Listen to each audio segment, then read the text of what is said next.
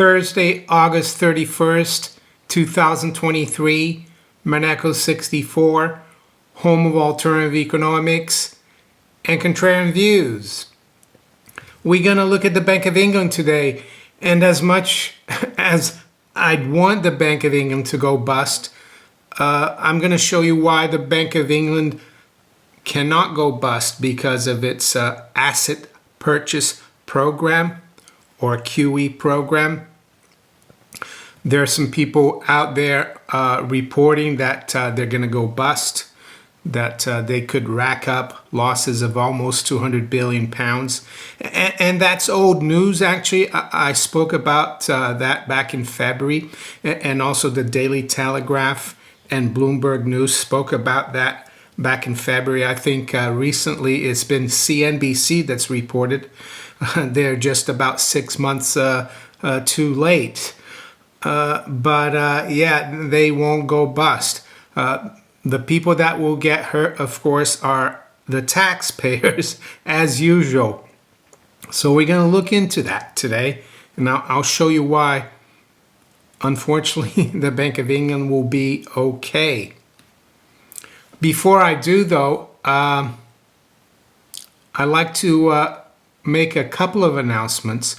One is about what I did yesterday. I went into London for a meeting, and prior to the meeting, I had a bit of time, and I went to Coin Heritage, and I've been there a couple of times, and I think I made a video earlier this year about my visit to Coin Heritage, and Philip Cohen here, as you can see, the proprietor of Coin Heritage, thanked me because he had a lot of the viewers that went there and did business with him. And just to let you know, I don't get anything from Philip. I did it because I like his shop and I like him.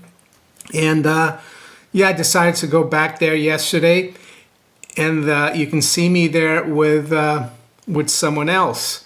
And who is that? Well, I'm not going to give you his name. He asked me not to give his name. But I went down. It's in the basement of another shop. And the first thing I saw was someone else that I knew from Bromley. He used to come in my pawnbroking shop because I used to get silver coins and I used to resell them. And this other guy was there, Elliot. So I said, "Hi, Elliot," and he recognized me. And then I started looking at some coins with Philip. And then this gentleman said, "Oh, I'm sorry, Mario, I didn't recognize you." And I said, and I was like, well, I didn't know him. And he said, "I watch all your videos, Monaco 64. So that actually made my day, because it's very rare that I'm out there in public and I meet someone who watches Monaco 64 YouTube channel. That happened, I think, last year in Italy. When I went to Italy, an American woman came up and in the hotel and said, "Are you Billy's father?" And I said, "Yes." Billy, the old Shih Tzu, of course. And she said, "Well, my husband was watching your videos all through lockdown in New York in 2021. And talking about dogs, Rudy is here today, but he wanted to get snuck under the desk. He's under the desk. I've left him there. So yeah, Coin Heritage. It's a great shop. He does numismatic coins. I bought some florins, 1918 florins from him. They're double shillings. But he also does normal bullion, silver coins, and gold coins. And the thing about Cecil Court, where his shop is, it's very near Charing Cross Station, so it's very central. And there are a lot of other really nice shops like antique silver, antique books. So I highly recommend not just Coin Heritage, but Cecil Court itself. The other announcement I like to make is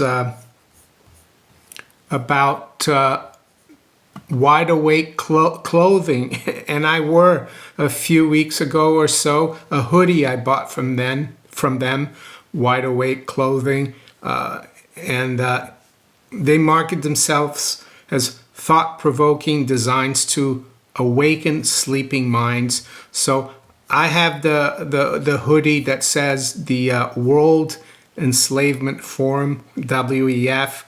They have other ones as well, as you can see here. If you're interested, I have a link below in the description. If you click on that, it will take you to their page. So back to the Bank of England, and I'm on Twitter. I'm fairly active there. Well, they call it X now. I'm not sure why it was changed to X. It's a bit silly in my opinion. Why change something that people are familiar with? But anyway, someone retweeted a video that someone did about this topic recently. I think it was the Rebel Capitalist or someone like that, about the fact that the Bank of England was going to go bust because it's got 189 billion in losses. And I had spoken about this back in February because, as you can see here, February 25th, the Telegraph reported taxpayers on the hook for up to 200 billion over Bank of England money printing losses. So, how come I said the Bank of England is not liable for these losses? Well, it's something called the Bank of England Asset Purchase Facility Fund Limited. And this fund was created just for the QE program,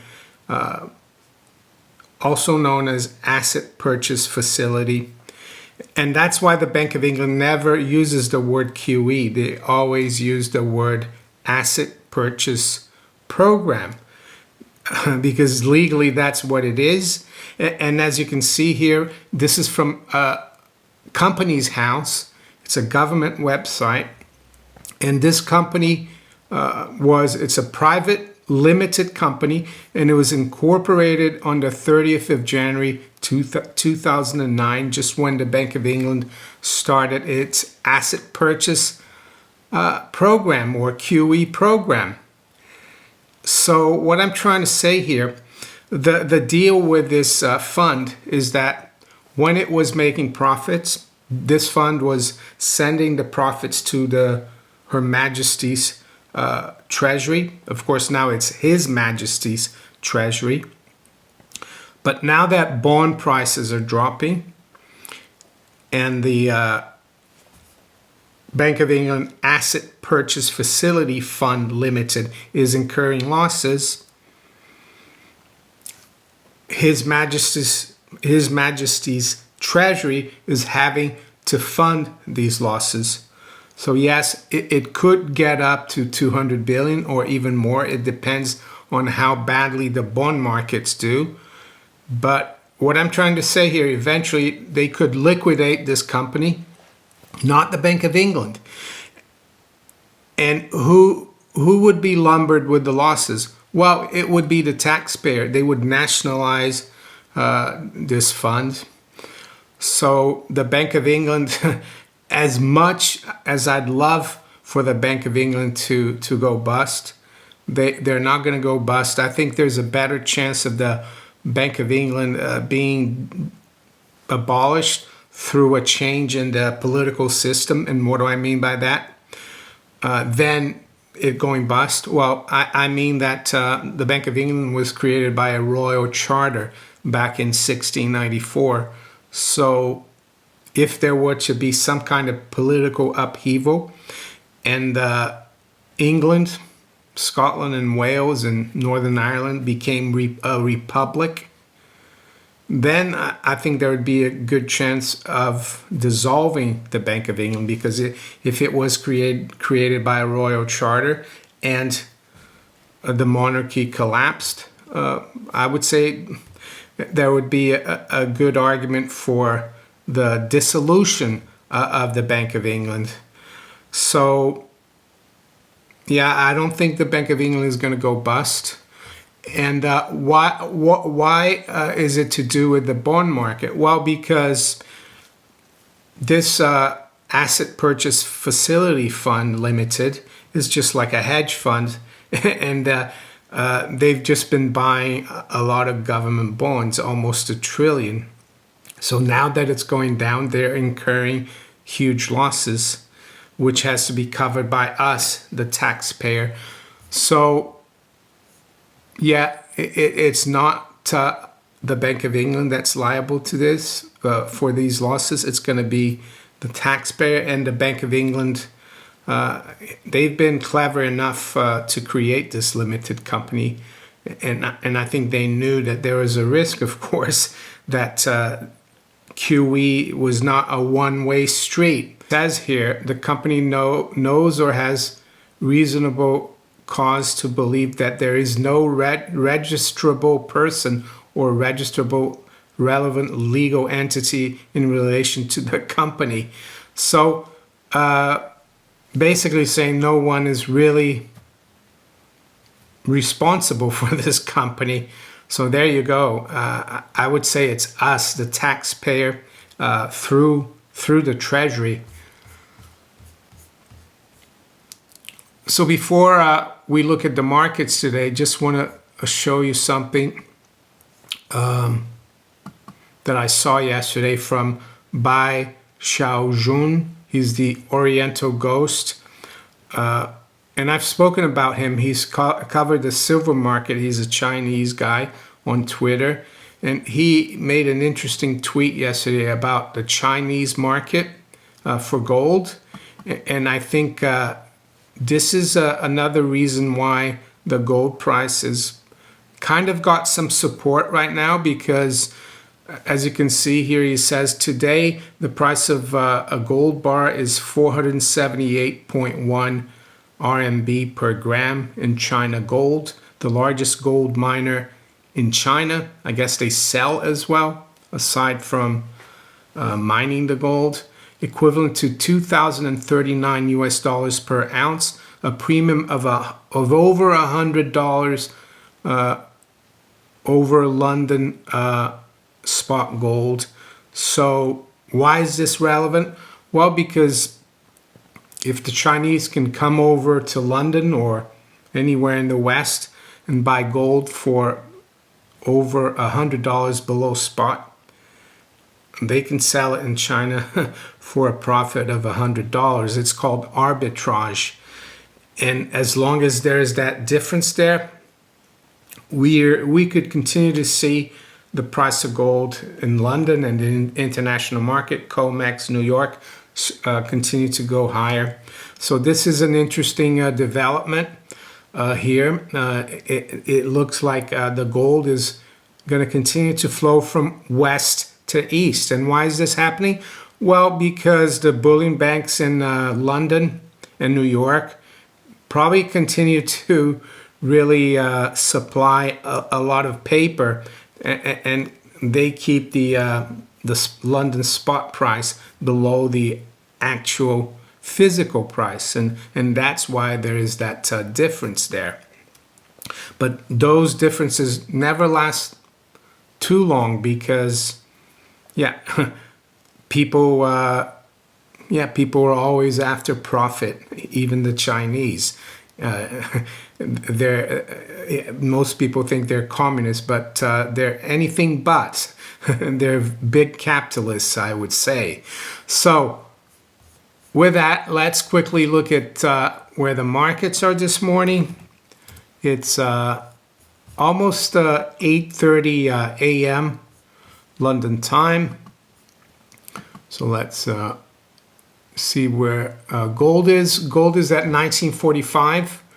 It's up $3. High's been 48.5. The low's been 41. I think the high yesterday was just below 1950. Silver got up to just above 25, and then they smashed it down. It's trading at 24.55. It's down about 6 cents. Low's been 43, and the high's been 69. Dow futures is up 90. The NASDAQ 100 future is unchanged. S&P future is up just under 4 points. To the currencies, sterling is down 1/8%, 127.05. The euro is down 1/4 at 108.96. The dollar is down 1/3 versus the yen at 145.81. The dollar is down slightly versus the yuan, just below 730. The dollar is pretty much unchanged against the ruble. Is trading around 96.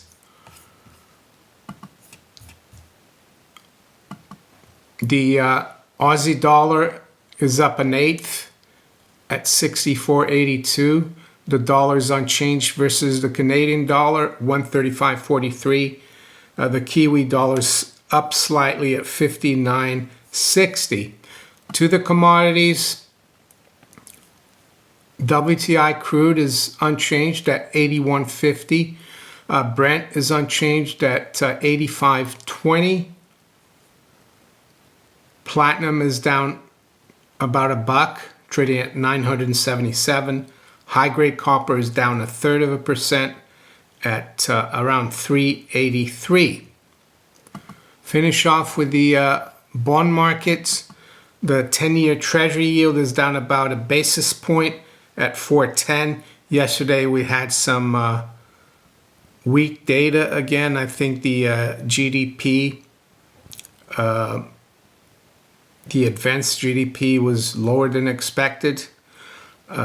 So yeah, yields are still coming off a little bit. The UK 2-year gilt yield is up 5 basis points at 5.28. The 30 years at 4.70, up about 4 basis points. So there you go. With that, I'm going to wish you all a very good day. Take care. Bye.